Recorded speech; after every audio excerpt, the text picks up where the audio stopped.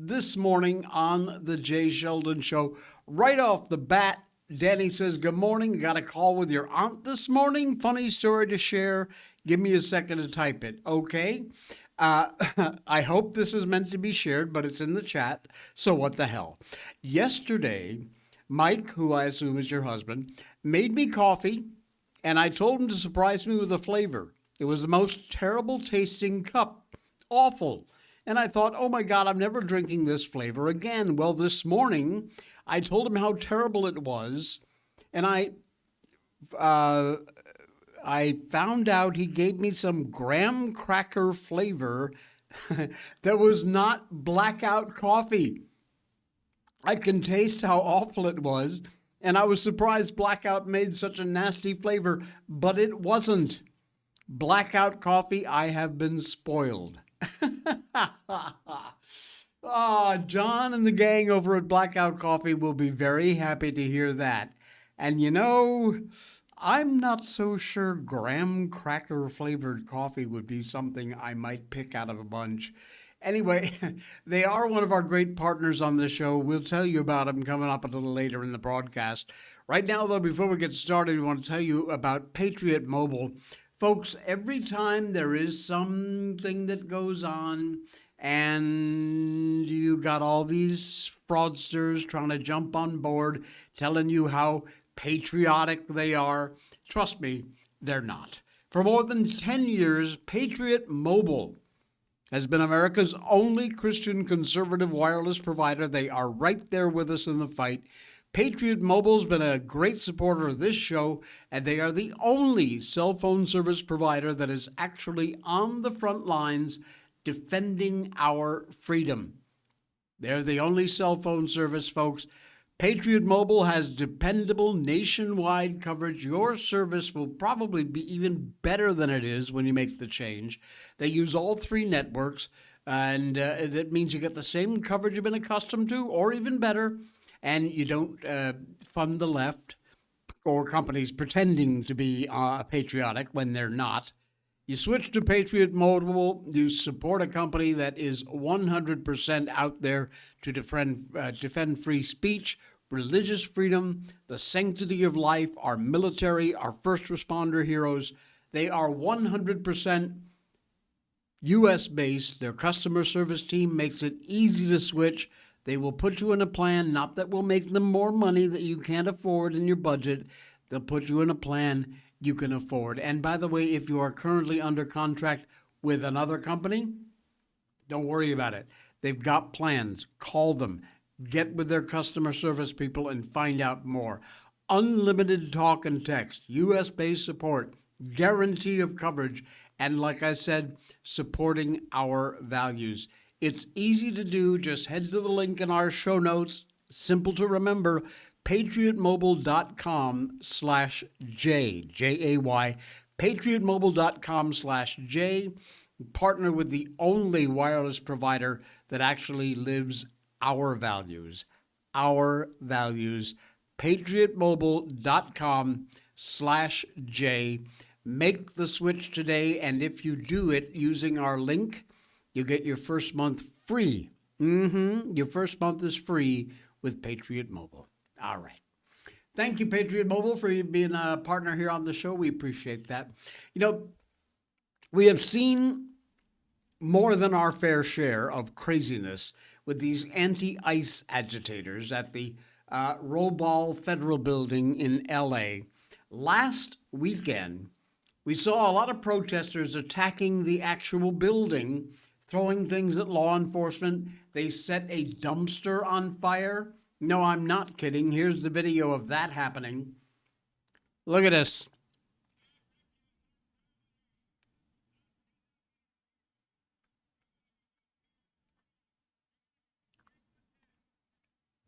This is insane. This is insanity, my friends.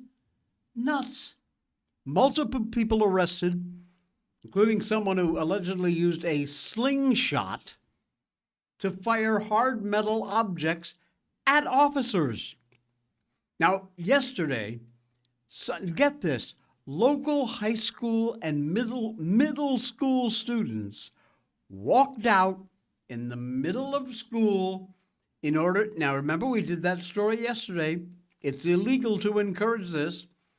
March to City Hall, and then some went to the area outside the federal building in an anti ICE action. These are children, kids. Always want to get out of school, so it doesn't take a whole lot to make them walk out. But this is disgraceful. These educators, these activists are encouraging them, which is illegal, to do this. Given what happened just last weekend, these can be extremely dangerous. LA City Hall, over 1,000 students rallied to protest ICE, claiming the Trump regime is fascist regime. Trump and his allies, quote, have shown us exactly who they are, fascists. Look at this crap.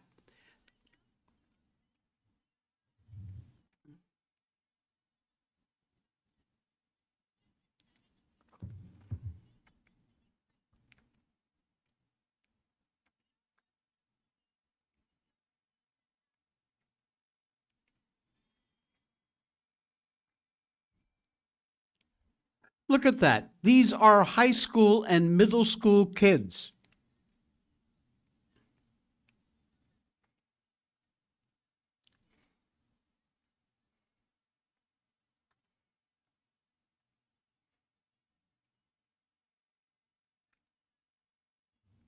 These are kids who should be in school. There's a sign they have there about. It says Trump's fascist takeover, ending ICE, deportation by any means necessary. Guys, I'm pretty sure that Trump was elected to enforce the law. You were not. That, if I'm not mistaken, would be called fascism. Hundreds of middle and high school students having an ICE out of LA rally. Take a look at this. Look at this. My parents work harder than your president. Very nice. Educators and parents always united. We demand resources for all students. That's the post on X from Anthony. Unbelievable.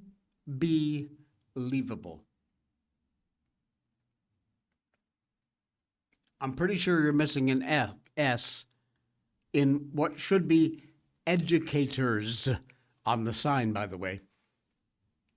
Educators are not doing a really great job there because that ain't educating. They were spooked at one point. Somebody announced there was a shooting. There was not. But somebody yelled it.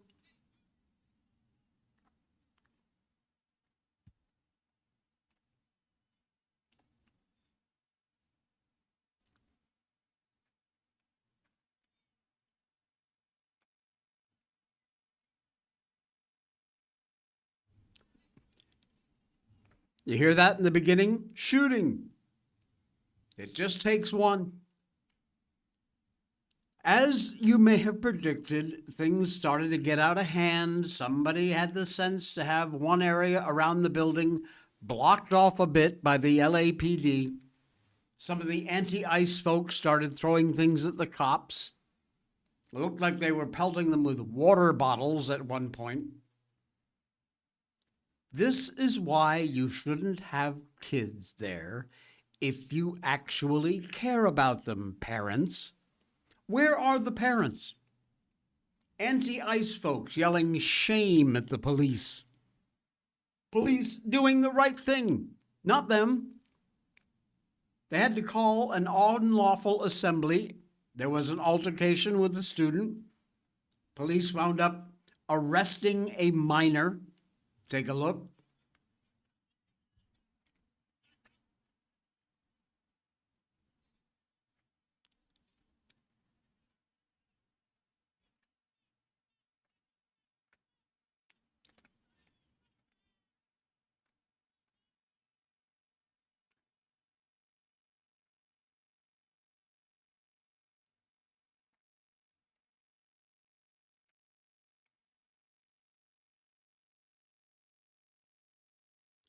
This is insane. It's a mix. You can see some adults there, but mixed in with that crowd are high school and middle students. So the activists are not going to stop ICE, but a minor got arrested, which is a bad move all around. They're just going to keep encouraging this crap. Absolutely unbelievable. Hey, man, I'm telling you. It's insane. Chief Justice Roberts finally made a move to secure the Supreme Court processes. The leaky media gets hit the hardest. I love it. He made a move to secure the deliberations, private discussions, and working drafts of the court, according to the New York Times.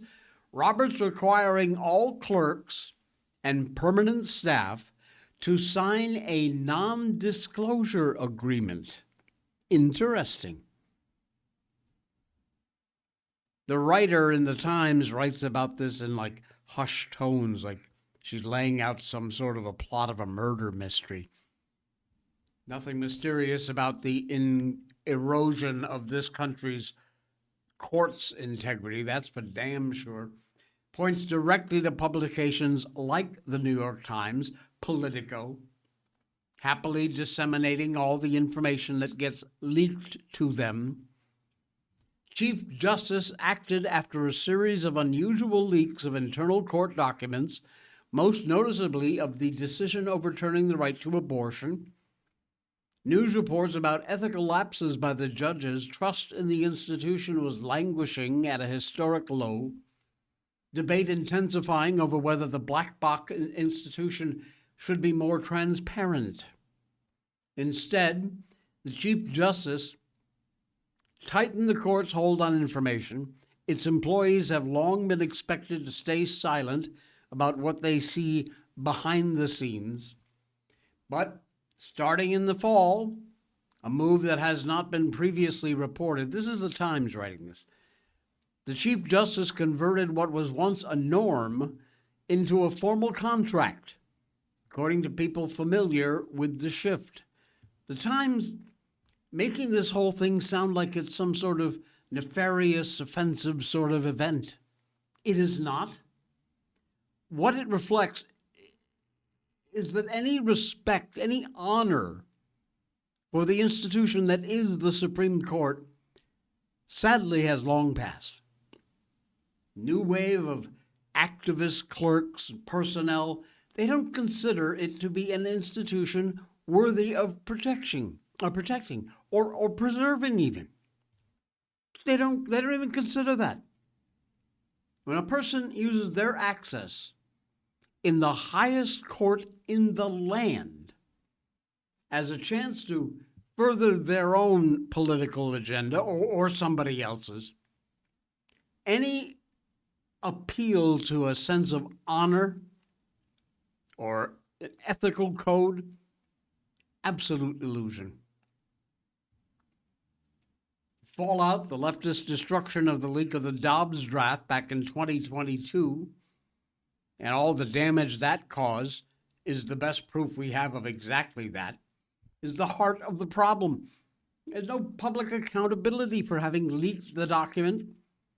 Any punitive price, if any, done in secret, not out in the open.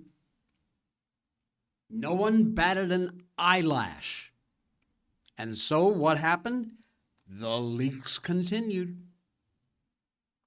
What's more interesting is the leakers all seem to go to the New York Times, which has absolutely zero interest in the integrity of our Supreme Court at all. Otherwise, they wouldn't publish these leaks from unnamed sources. More recently, the Times writes, they've been regularly publishing stories illuminating the court's inner workings, including accounts of sensitive debates among the justices. In September 2024, the Times published an article describing how the Chief Justice pushed to grant President Trump broad immunity from prosecution.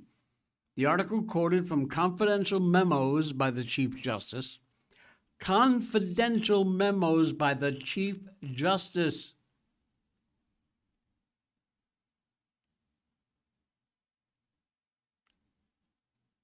Of course, the New York Times also, these so-called experts, don't see Justice Roberts moving from the honor system to a legally binding contract as proactive. They say it's a sign the court is weak. And of course, that's Trump's fault, right? A lot like what's transpiring right now over at the Pentagon, the Supreme Court is trying to batten down the hatches and say less while ensuring their work continues to get done. Spokesperson of the Supreme Court would not comment to the Times on the matter of answering questions on whether the justices were also required to sign NDAs. Leakers apparently still actively leaking. New York Times wouldn't have been able to wax eloquent about how secretive the courts become by requiring NDAs if it hadn't been leaked. More proof that's exactly what we need. If this procedural shift ultimately has its intended effect, well, the SCOTUS journalists in the New York Times, a lot of other outlets, are going to suffer the same fate, just like their sports and foreign correspondents do, like over at the Washington Post. They're cooked. They're done. Stick a fork in them. And that's a good thing. It's a very good thing. Unbelievable. There was a bogus media report. Where is it? The bogus Minneapolis narrative, and it is about to be nuked. DHS is turning on the cameras. The story's a couple days old, but we didn't get a chance to cover it. Department of Homeland Security Secretary Kristi Noem announced on Monday of this week, all immigration officers working in Minneapolis will begin wearing body cams as an added layer of protection for those officers and presumably against the false narratives which are constantly being pushed by the left. Post on X, Noem said the body cams will be deployed effective immediately. Confirmed she'd spoken with the border czar Tom Homan, who is now leading the Trump admin's immigration efforts in Minneapolis directly. The heads of immigration are in ICE, Customs, and Border Patrol. Before they made the announcement, she also said the body camera program would be expanded nationwide if funding allows. It better. She wrote, I just spoke with Tom Homan, ICE Director and CBP Commissioner. Effective immediately, we're deploying body cams to every officer in the field in Minnesota, which is some very good news. The administration surged federal law enforcement resources into Minneapolis last month. Well-organized anti-ICE groups, ICE Watch, began aggressively interfering with their operations there. One of the agitators, of course, Renee Good, shot and killed January 7th after she drove her 2-ton Honda Pilot at agents who were attempting to detain her. Video from the vantage point of the officers involved in the January 24th shooting and the death of Alex Preddy, another ICE officer protest who decided to interfere with law enforcement operations. That has not yet been made public. But body cams by police officers has become extremely common in recent years. Just go to YouTube and search police body cams. There are thousands of them out there. Cool shows, by the way. But a lot of times that evidence is very much in contrary to the gaslighting narrative bullshit that's being pushed by the left and, of course, their partners in the corporate media. Trump weighed in on Noam's decision. He said he was okay with it. He said they generally tend to be good for law enforcement because people can't lie about what's happening. If she wants to do the camera thing, that's okay with me. Governor Walz, the moron from Minnesota, he had kind of a different take. On X, he posted, "This should have been the case long before they killed 2 Americans." And he adds, "Border Patrol agents should never have been sent in masks and camo to wreak havoc and aimlessly run around a state 1,500 miles from the southern border." Timmy, shut up and sit down. You're an idiot. You don't have to prove it every time you make a post on X, okay? Moron. Absolutely unbelievable. Mayor Bass in LA back in the news, and it ain't really some good news for her. It rarely is.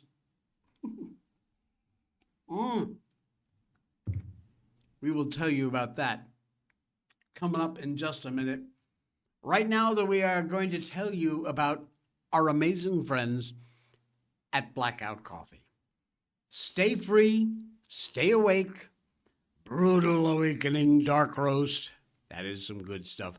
I'll tell you, my favorite is pitch black espresso. But that's because if you're like me, you need a coffee that is just as strong and bold and unapologetic as you are. None of that weak, watered-down chemical crap you pay too much for at Starbucks. Blech. Seriously, after you try Blackout Coffee, you're like, what the hell was I ever drinking Starbucks for? It is the real deal for people who believe in hard work, freedom, starting your day with a kick that actually means something.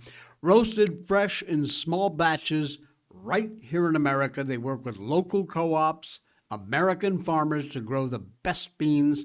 They roast them only after you place your order. And yes, in a number of their favorite roasts, you can now get them ground. How about that? All these great flavors: salted caramel, cinnamon French toast, blueberry crumble, double dark chocolate. You know what I don't see? I don't see graham cracker there. Oh, man, there's my favorite, pitch black espresso. And you see there it says ground. Yes, you can order the beans, grind them yourself, or you can have them grind them for you. Now, you head over there, you buy yourself a single bag, pick your favorite roast, whether it's ground or whole beans. They will roast them up, ship them out in 24 to 48 hours. You try it. I promise you, you'll be back. Just use that link down there in our show notes for Blackout Coffee. It's right at the top of the show notes after Patriot Mobile and Blackout Coffee, where there is no graham cracker flavor, only the best. Blackout Coffee. We love you guys. John and the gang over there, they really are. They're great people to work with. A lot of fun. And we thank you for being a partner here on the show. Please do check them out and check out their check out all their flavors, coffee pods, instant coffees, cold brews, got them all. Blackout Coffee, use the link down there in our show notes. All right, there is a bombshell new report out that alleges the LA Mayor, Bass, watered down the post-fire analysis. And the GOP wants some answers. The LA Times put out a report yesterday that alleges that LA Mayor Karen Bass ordered an after-action analysis changed to make her and the city look better. She ordered the analysis to be changed to avoid any potential liability. Isn't that nice? For months, she denied requesting any change to the analysis, came after the massive fires torched huge areas of LA, the Pacific Palisades, and the Altadena neighborhoods. The list of failures by this city and by this state is unbelievable. Fire hydrants didn't work. Key mitigation efforts not performed. Crucial reservoir empty. Some in the fire department seem to be more focused on DEI and LGBTIQNML plus whatever the hell, rather than preparing for fighting fires. Bass herself, when the conflagrations broke out, she was MIA. She'd been warned of the severe fire danger. She was MIA when that exploded because she decided it was a good time to head to Ghana to attend a presidential inauguration. For Ghana. Insiders say she did indeed request a change to the official narrative.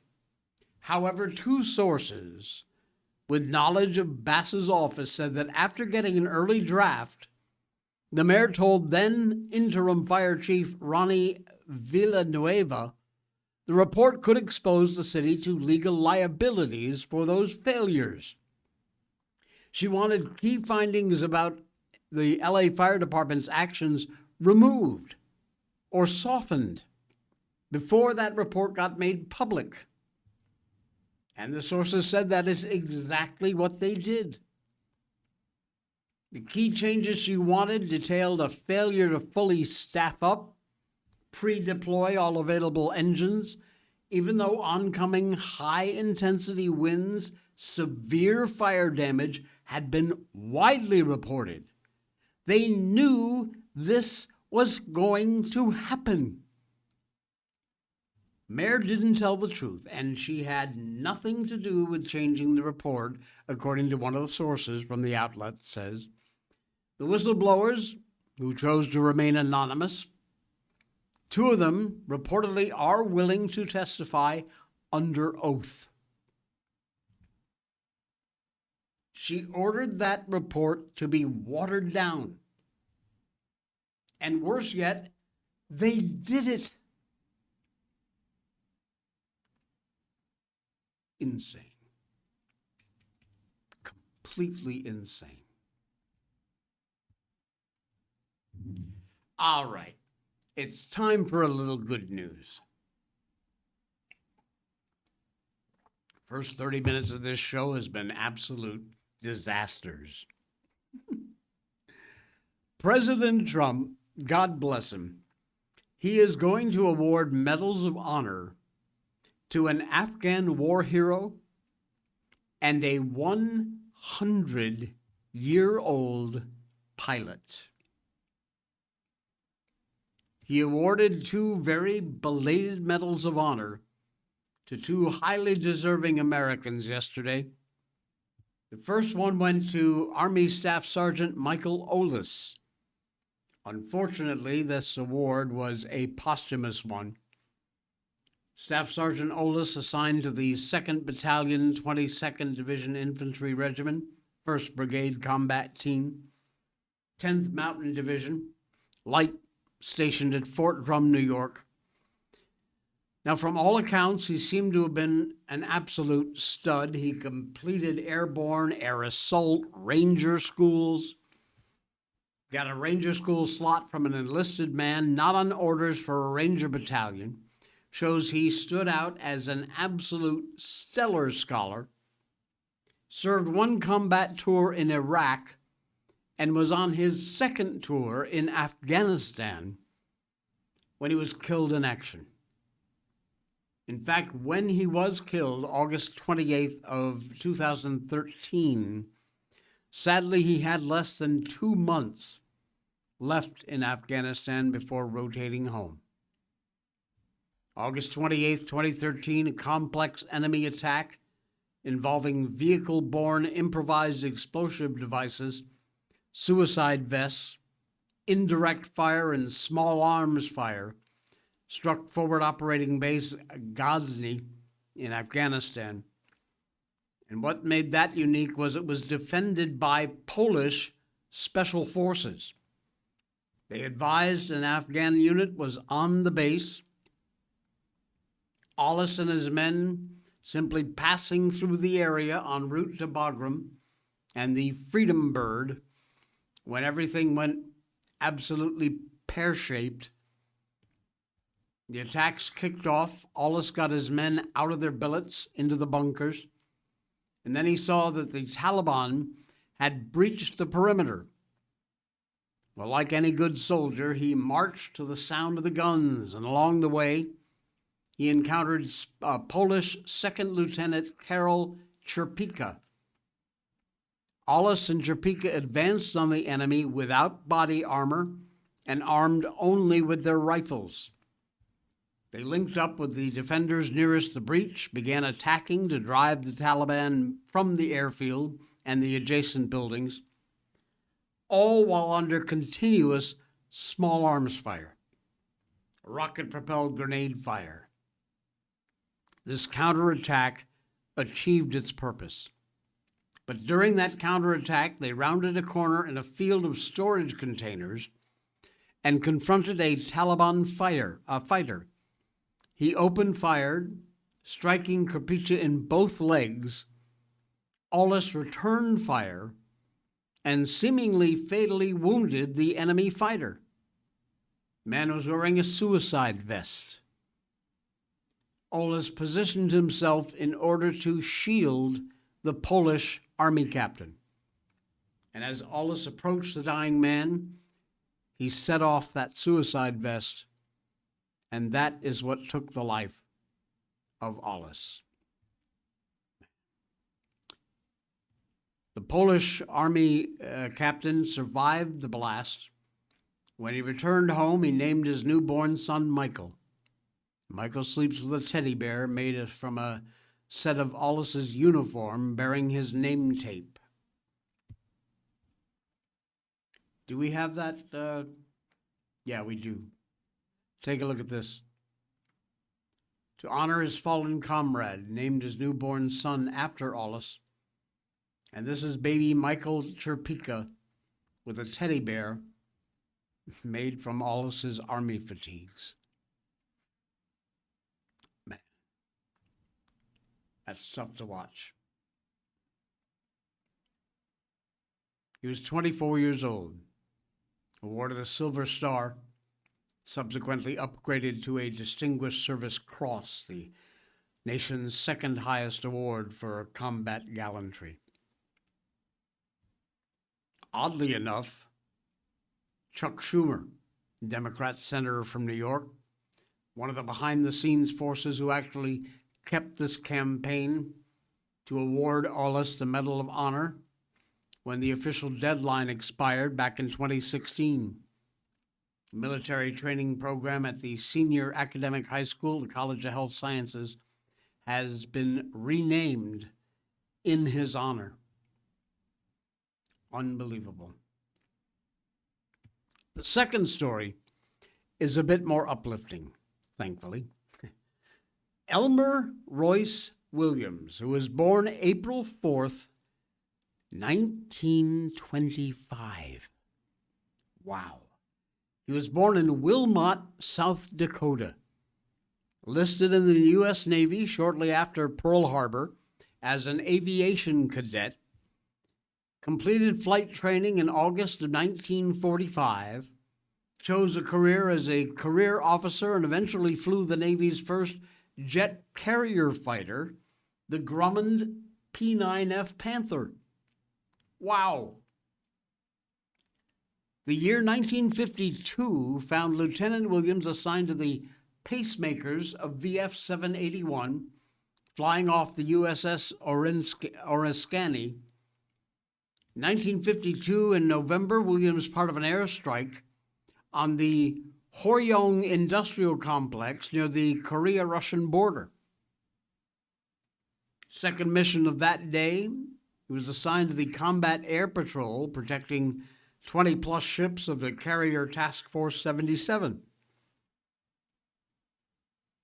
Williams, three other U.S. pilots flying F-9, F-5 Panthers dispatched from the USS Oriskany to preserve the 7 MiG-15s in blizzard conditions to engage over the Sea of Japan. Flighter leader's instruments said they had a fuel pump warning. He aborted the mission. This left Williams and his wingman, Dave Rowlands, to do the heavy lifting. Due to the weather, they said the radar lost the 7 MiGs.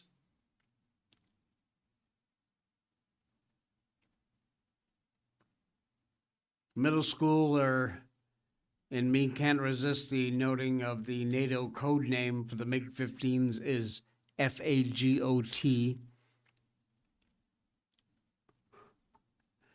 Their last sighting gave the impression they were headed home. But not so fast, Scooter. Williams said, I wasn't doing that. The 4 had turned to the right, came at us in a finger 4 formation, started firing. All of them shooting with a head-on closure over 1,000 knots. Chances of a hit were very minimal, but a single hit from a MiG's heavy cannon could be catastrophic. I kicked a lot of rudder, pulled hard to get on the tail of their number 4 plane as they shot by. I put the Piper, the aiming point, which was controlled by the gyro system, and maneuvered my plane to make sure the shells intercepted the target. I used fire discipline since I only had about 720 rounds. After 35 minutes of unbelievably intense dogfighting, Williams shot up, out of ammunition, aircraft perforated with 263 bullet strikes, no electrical, no hydraulic systems, and headed for home. Just to liven things up, some of the escort vehicles for the Oriskany and the Missouri mistook his Panther for a MiG, and they took him under fire. They fired at him. He hit the deck at 170 knots, a little faster than the ideal landing speed, which is usually about 100 knots, snagged the number 3 wire, and made a perfect landing. His plane was scrapped. He got a Silver Star for his gallantry, served in the Navy for over 30 years, flew 220 missions. The Silver Star upgraded to a Navy Cross, and his award of the Medal of Honor, made possible by a bill introduced by Republican Rep. Darrell Issa from California. These absolute selfless heroes like Michael Ollis weren't recommended for the Medal of Honor. That impulse to let the Russians save face might have been understandable during the Korean War.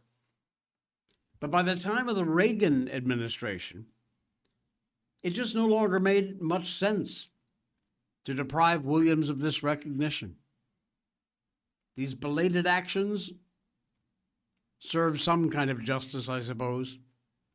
But if we have time to look back over 100 years for fancy awards that were held back by racial, ethnic, religious reasons, we've got to have time to award those medals in a timely fashion.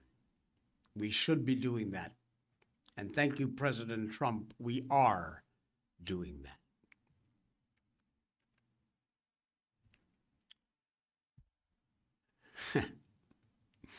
Do you live in Florida? Have I got any Florida viewers or listeners out there? I actually think I do. Well, you might have heard this story, but I'm going to tell it to you again. You can forget cats and dogs because in Florida, it's raining reptiles. Look at that. Oh, yeah. There is a downpour going on right now in Florida, but it is not cats and dogs it's raining. Massive rain dropping from the clouds. Nope, it is frozen iguanas. tumbling out of the trees. I'm serious as a heart attack. Turns out, iguanas just don't really do well in cold weather. Now, you might feel sorry for them, but don't. They're considered an invasive species, and they have done quite well despite all the things running against them, including the cold. They continue to be fruitful and multiply. Thousands of frozen iguanas are falling out of the sky in Florida after the state faced another record cold snap. Wildlife officials say it's the perfect time to kill the invasive creatures. I'm not sure I'm comfortable with that, but okay, I suppose. There were iguanas pushing 6.5 feet long. What? It says they look like dragons, I guess. Iguana hunter Ryan Escudiero says, 6.5 foot long iguana? Are you kidding me? That is a dragon. Not surprisingly, it brought out the best in Florida Man. Florida Man made a blanket of frozen iguanas. More than 1,000, this is kind of gross, more than 1,000 of these little critters. Look at this. This is horrible. What's wrong with this guy, man? What are you doing? Is it that cold, bro? What? Oh my God. Why y'all being so loud, bro? I'm trying to sleep. How you sleeping in this weather with these iguanas on you like that? Well, it was 30 degrees. Now it's 100. Okay, we don't probably want to watch the rest of that video. The temperature fell into the 30s. Cold-blooded beasts go into a state called torpor. They lose muscle control. They can appear dead. They're not. They're basically cold stunned, and most of them are actually still alive. Wildlife officials not sad about the situation. They see it as a great opportunity for a reptilian roundup.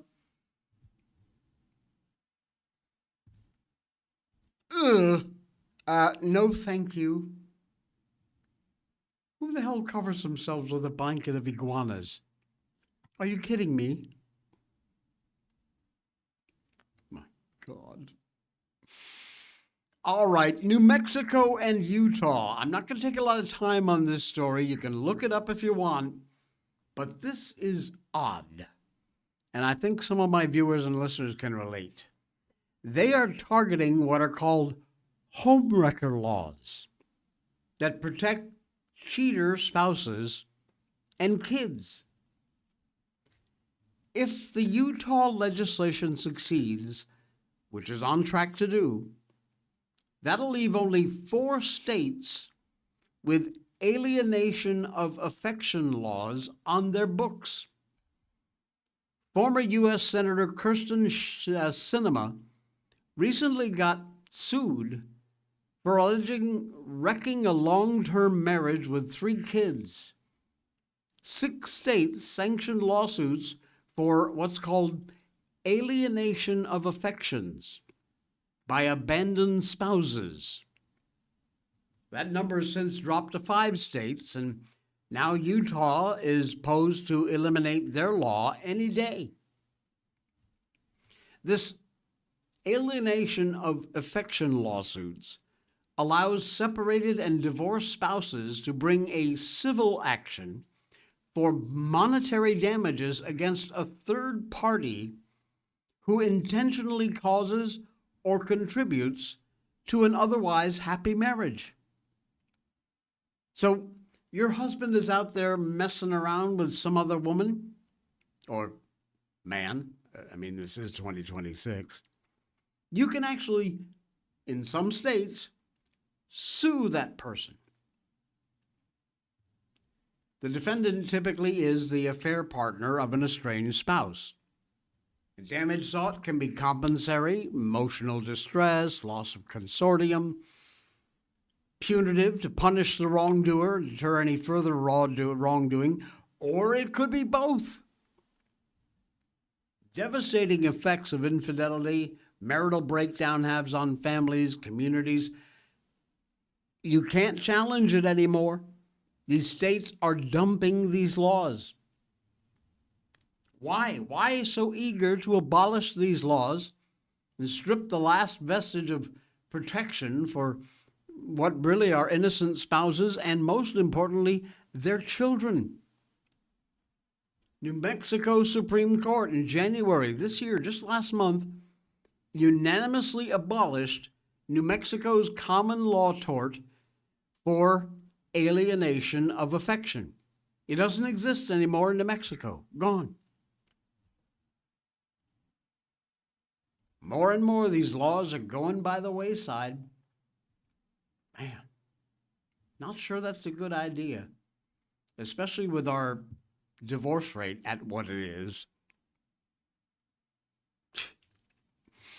Okay, quick personal story, all right?